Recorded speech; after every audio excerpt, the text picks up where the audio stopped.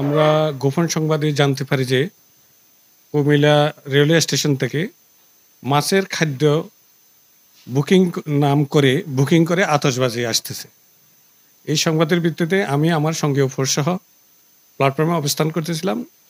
চট্টগ্রাম থেকে ছেড়ে আসা ময়মনসিংহগামী নাসিরাবাদ এক্সপ্রেসটি যখনই যাত্রাবিরতির জন্য স্টেশনে দাঁড়ায়, তখনই আমি আমার সঙ্গীয় ফোর্সসহ ওই যেটাতে মালবাহী বগি থাকে, ওই বগিতে তল্লাশি চালাই।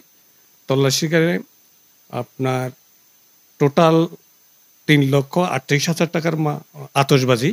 এটা ২ ধরনের। একটা হলো কিং কোবরা, ওটা হলো আপনার ৮,৯০০ প্যাকেট।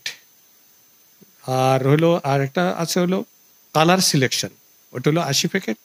টোটাল ওদের ওই ২ পদেরই ২ আইটেমেরই মূল্য হলো প্রায় ৩,৩৮,০০০ টাকা। উদ্ধার করে আমরা হেফাজতে নিই জব্দ তালিকা মোতাবেক।